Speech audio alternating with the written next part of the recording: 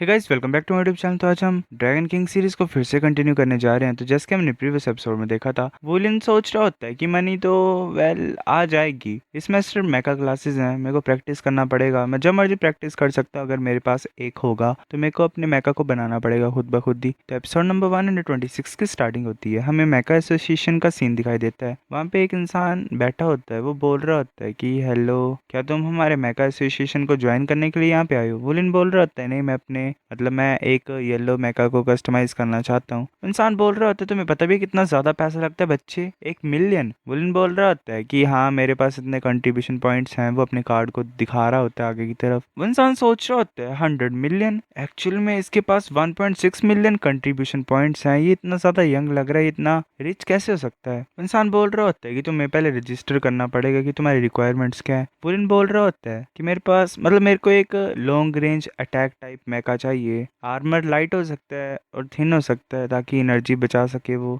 Energy core strong होना चाहिए और इंड्योरेंस भी अच्छी होनी चाहिए। इंसान बोल रहा होता है जूनियर, जैसी तुम्हारी रिक्वेस्ट है उस मेका को ब्रिटल स्किन मेका बोल सकते हैं। लॉन्ग रेंज मेका जो होते हैं वो अच्छे नहीं होते, वो क्लोज कॉम्बैट में अच्छा नहीं कर पाएंगे। और तुम्हें ऊपर से लाइट आर्मर चाहिए। अगर ऐसी बात है तो अगर कोई भी अटैक तुम्हें हिट करेगा तो तुम्हारा जो एनहेंस एनर्जी कोर होगा वो फट जाएगा, जो कि काफी ज्यादा खतरनाक है। उन बोल रहे होते हैं अच्छा ये बात है, कोई प्रॉब्लम नहीं है। रेयर मेटल्स मुझे खुद सप्लाई करने हैं ना, कितने ज्यादा चीप मैं वो दे सकता हूँ। इंसान सोच रहा होता है कि ये इंसान मेरी बात क्यों नहीं सुन रहा है, क्या मैं सीरियसली बात नहीं कर रहा था? इंसान बोलता है कि 4,80,000 लग जाएंगे, पर क्वालिटी अच्छी होनी चाहिए, वो खुद तुम देख सकते हो। वुलन बोलता है कोई प्रॉब्लम नहीं है, मेरी जो रियल मेटल की क्वालिटी है वो एब्सोल्युटली ग्रांटेड है। इंसान बोलते ठीक है, 1 लाख कंट्रीब्यूशन पॉइंट्स एडवांस में दे दो, डिपॉजिट को हम रिफंड नहीं करेंगे। फिर हमें यू दिखाई देता है, वो बोल रहा होता है कि 10 टन, तुम इतने ज्यादा स्टार आयरन को क्यों परचेज कर रहे हो? वुलन बोलता है तुम्हें ज्यादा फर्क नहीं पड़ना चाहिए इससे, सिंपली हाँ या ना बोलो। इस एक्सचेंज में मैं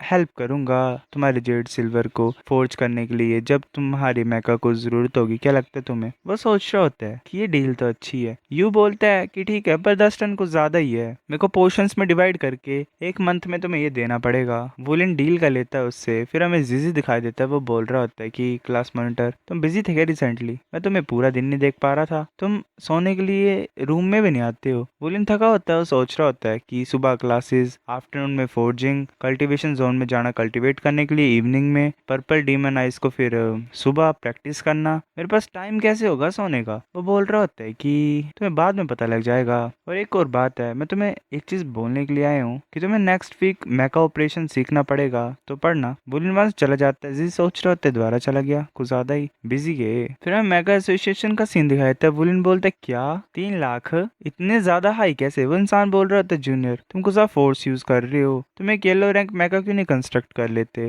वो ज्यादा सही होगा। जो तुम यूटिलाइज कर रहे हो कोर मैजिक करे को बनाने के लिए, वो सब हाई क्वालिटी है, मतलब सब्लिमेशन, हैवी सिल्वर, उसे एक एक करके एनग्रेव करना पड़ेगा, मतलब मार्क बनाने पड़ेंगे उसके ऊपर। एटलीस्ट वो 5 से ज्यादा टाइम मुश्किल है नॉर्मल मेटल के मुकाबले। तो हम सिर्फ तुमसे 3 लाख मांग रहे हैं, ये हम ऑलरेडी कम कर चुके हैं क्योंकि तुम जूनियर हो। बोलने से रो ही रहा होता है, मतलब डिप्रेस हो जाता है कुछ ज्यादा ही। वो इंसान बोल रहा होता है कि मैं कुछ नहीं बोल पाऊंगा। इस तरह का लग्जरी सब्सटेंस कोई ऑर्डिनरी पर्पल रैंक मेका में यूज नहीं होना चाहिए। तुम एक पर्पल रैंक मेका क्यों नहीं बिल्ड कर लेते? वुलन ऐसे रोते हुए बोल रहा होता है कि मेरे पास ज्यादा पैसा नहीं है। इंसान बोल रहा होता है वेल, मैं 2,80,000 कर देता हूँ, इससे कम नहीं कर सकता मैं। वुलन बोलता है शुक्रिया सीनियर, ये लो मेरा कार्ड। इंसान सोच रहा होता है आने की बात नहीं कि ये एक ब्रिटल स्किन मेका बनाने के लिए रिक्वेस्ट करके गया है। अगर इस तरीके के मटेरियल से यूज कर रहे हो तो ब्रिटल स्किन में कुछ फर्क नहीं पड़ेगा। इंसान बोलता है कि तुम 2 मंथ्स में पिक कर सकते हो। वुलन कुछ ज्यादा खुश होता है और बोलता है कि फाइनली मेरे पास मेरा खुद का मेका होगा। हमें फिर रूम्स का सीन दिखाता है। वुलन बोल रहा होता है कि आफ्टरनून के लेसन्स फ्री हैं, जूलीजी और मैं अटेंड करना चाहते हैं साथ में। गुयू बोल रही है तुम मेका के बारे में लर्न करना चाहते हो, वेस्ट ऑफ टाइम नहीं होगा ये? वुलन बोल रहे होते नहीं, मेरा बचपन का गोल है कि मैं मेका मास्टर बनना चाहता था। आर्मी को मेका रूल करते हैं ना, तो मैं क्यों नहीं सीख सकता हूँ उसे? गुयू बोल रही थी वेल जो तुम चाहो। फिर ऐसे क्लास एंड हो जाती है। एक लड़की वहाँ पे आ रही होती है, वो नायर होती है। शनी बोलती कि क्लास खत्म होती है। शनी देख रही होती है नायर की तरफ, वो बोलती तुम नायर, तुम यहाँ पे मुझे ढूंढने के लिए आए हो? नायर बोल रही होती नहीं, नहीं, मैं किसी और को ढूंढ रही हूँ यहाँ पे। वुलन बोले तुम आगे। नायर नायर बोल रही थी हाँ मैं वापस आ गई हूँ ब्रदर। शानी बोलती है ब्रदर कौन?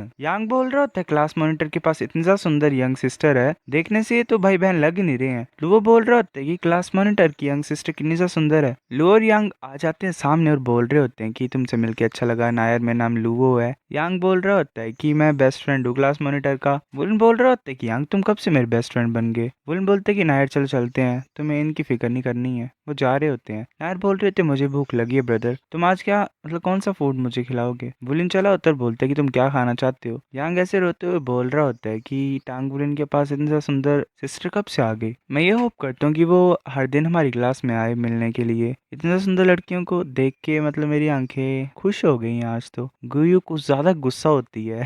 फिर हमें अगले दिन का सीन दिखाई देता है। सभी वुलिन को प्रिंस की तरह ट्रीट कर रहे होते हैं, लाइक उसे खाना खिला रहे होते हैं, पानी के लिए पूछ रहे होते हैं, कोई शोल्डर से उसके मसाज कर रहा होता है। यांग बोल रहा होता है तुम्हारी सिस्टर नेक्स्ट टाइम कब आएगी? लुओ बोल रहा होता है कि हाँ नेक्स्ट टाइम साथ में खाना खाएंगे। तभी गुयू बोलती है तुम्हारा क्या मतलब साथ में? वो कुछ ज्यादा ही गुस्सा होती है। बाकी सभी देख रहे होते हैं, सोच रहे होते हैं ज्यादा डरावनी साइट। वुलिन बोलते हैं कि ये सब मजाक था गुयू, क्या हुआ है, किसने गुयू को गुस्सा दिलाया? लीजी बोल रहा होता है कि तुम नहीं थे जिसने गुस्सा दिलाया है। वुलिन बोलता है कि मैं कैसे दिला सकता हूँ, मैं तो गुयू के साथ था ही नहीं कल। लीजी बोलते है कि बोस तुम्हारे आईक्यू को क्या हुआ? गुयू बोल रही होती है टांग वुलिन मैं तुमसे कुछ पूछना चाहती हूँ, वो लड़की कल जो आई थी वो तुम्हारी सिस्टर है, तुम्हारी छोटी बहन है ना? वुलिन बोल रहा होता है कि तुम क्या कर रहे हो, क्यों टेंशन ले रहे हो, मेरी सिस्टर सुंदर है ना? ऑफ कोर्स वो मेरी छोटी बहन है, बहन के अलावा क्या ही होगी, वो सिर्फ 12 साल की है ठीक है, वो इनर कोड की स्टूडेंट है और वो ऐसे मेरे से मिलने आती है। लुओ और यांग बोल रहे होते हैं कि इनर कोड इतनी सा पावरफुल? वुलिन बोलता है कि मैं समझ सकता हूँ कि तुम जेलस हो। गुयू गुस्से से बोल रही होती है शर्मा के कि हाँ मेरे रास्ते से हट जाओ। वहां से जा रही होती है गुस्से से और बोलती है कि तुम्हें याद रखना जो तुमने आज बोला हुआ है ये सच ही होना चाहिए। वुलिन से जाते हुए देख रहा होता है, सोच रहा होता है कि मैंने एक्सपेक्ट नहीं किया था कि गुयू इतना सा जेलस फील करेगी, पर मेरे को इतनी खुशी क्यों आ रही है। हाँ फिर बाहर का सीन दिखाया जाता है, सभी टीचर को ग्रीट करते हैं। एक मैका खड़ा होता है पीछे और एक इंसान, वो इंसान बोल रहा होता है कि आज हम मैका प्रैक्टिस को कंटिन्यू करेंगे। क्लास फंडामेंटल कंट्रोल इंस्ट्रक्शन, आप चढ़ जाओ मैका के ऊपर और कम्युनिकेशन इक्विपमेंट को एक्टिवेट कर लो। वुलिन भी चढ़ जाता है अपने मैका के ऊपर और अपने कम्युनिकेशन इक्विपमेंट नंबर 1 को ऑन कर देता है। टीचर बोल रहा होता है कि ठीक है, सबसे ज्यादा इंपॉर्टेंट चीज मैका को कंट्रोल करने की यही होती है कि तुम्हें बैलेंस सीखना है। मैका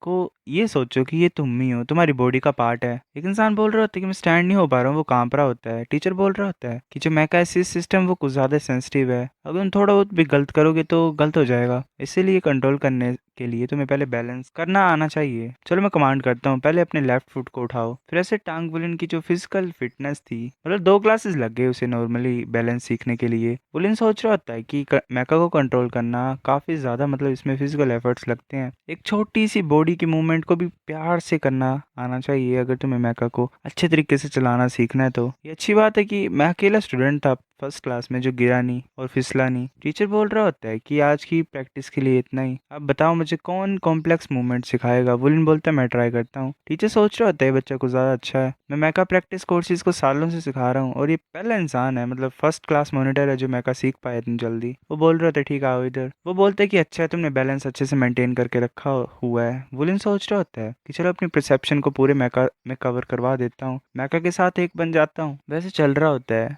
टीचर सोच रहा होता है कि ये मैका को इतने प्यार से मैनेज कर पा रहा है इतना कम टाइम में, 1 साल के अंदर अंदर मैं बिलीव कर सकता हूँ कि ये लो रैंक मैका डिवीजन के रैंक पे पहुंच जाएगा। वेल देखने में तो आसान लग रहा है पर इसने आसान बनाया हुआ है, ये इसकी मूवमेंट्स एक्सीलेंट हैं, सिंपली बोल सकते हैं कि ये इंसान जीनियस है, एक मैका कंट्रोल जीनियस। फिर ऐसे वुलिन चला होता है एक जगह पे, वो टीचर वहां पे होता है और बोल रहा होता है कि टांग वुलिन तुम वापस आ गए, मैं तुम्हारा इंतजार कर रहा था। वुलिन बोलता है कि गुड डे सर, तुम मेरे से क्या बात करना चाहते हो? वुलिन सोच रहा होता है कि मास्टर गुओ सीनियर मेंबर है टांग सेक्ट के, क्या ये मुझे ट्रेन करवाने के लिए यहाँ पे आए हैं? वो इंसान बोल रहा होता है कि हेलो वुलिन, मैं तुमसे टांग सेक्ट के बिहाफ में बात कर रहा हूँ। वुलिन बोलता है बोलो। वो इंसान बोलता है क्या तुम इंटरेस्टेड हो इनर हॉल में एंटर करने के लिए टांग सेक्ट के, जो कि साउल ड्यूलिंग हॉल है? वुलिन बोलता है साउल ड्यूलिंग हॉल? वो इंसान बोलता है कि जो साउल ड्यूलिंग हॉल है वो टांग सेक्ट का दिल है, यहाँ पे टॉप टैलेंट जो होते हैं टांग सेक्ट के उन्हें कल्टीवेट किया जाता है, मतलब टॉप टैलेंट्स जो कि फ्यूचर में होंगे। अगर तुम साउल ड्यूलिंग हॉल को ज्वाइन कर लोगे तो फ्यूचर में काफ़ी ज़्यादा डिफिकल्ट ओपोनेंट्स आएंगे तुम्हारे सामने, पर साथ में टांग सेक्ट तुम्हारी पूरी हेल्प करेगा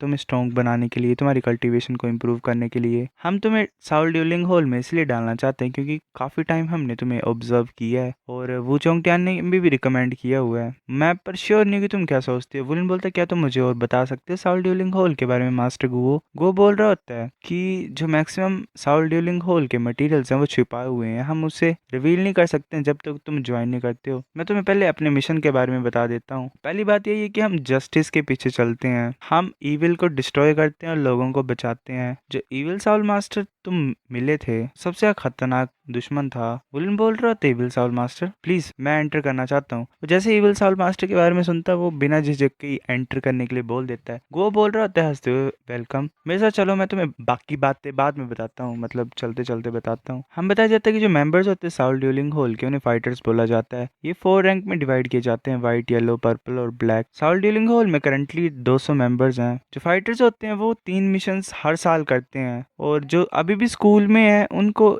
एक मिशन करना पड़ता है एक साल में। वुलिन और गु एक जगह पहुंच जाते हैं। वुलिन सोच रहा होता है कि मैं तो कभी भी टांग सेट के इस हिस्से में पहुंचा ही नहीं था। मैंने मास्टर गु को काफी ज्यादा इंस्पेक्शन के लेयर से फॉलो किया, मतलब काफी ज्यादा गार्ड से हर जगह पे। एक इंसान वहां पे आता है और बोलता है कि लो तुम्हारा क्लोक और मास्क और ये व्हाइट रैंक फाइटर बैज है तुम्हारा। सो गाइस ये एपिसोड इतना था, अब नेक्स्ट में लाता हूँ कुछ दिनों में। तब तक के लिए बाकी सीरीज एंजॉय करो, मिलते हैं आपसे, बाय।